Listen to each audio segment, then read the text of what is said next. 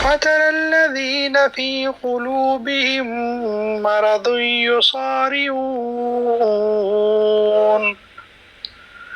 يصارعون فيهم يقولون نخشى أن تصيبنا دائرة فعسى الله أن يأتي بالفتح أو أمر من عنده فيصبحوا على ما أسروا في أنفسهم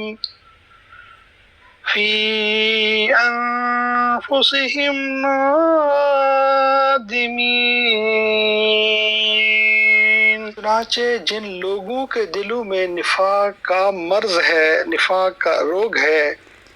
آپ انہیں دیکھتے ہو کہ وہ لپک لپک کر، دوڑ دوڑ کر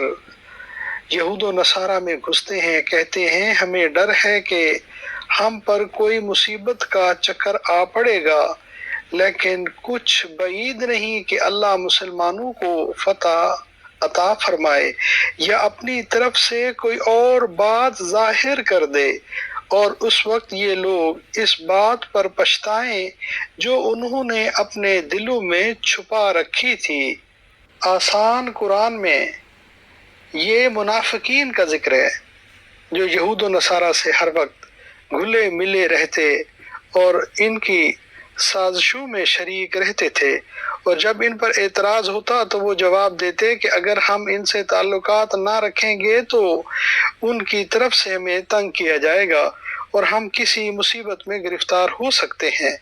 اور ان کے دل میں یہ نیت ہوتی تھی کہ کسی وقت مسلمان ان کے ہاتھوں مغلوب ہو جائیں گے تو ہمیں بالآخر انہی سے واسطہ پڑے گا۔ کوئی اور بات ظاہر کرنے سے مراد غالباً یہ ہے کہ ان کے پول وحی کے ذریعے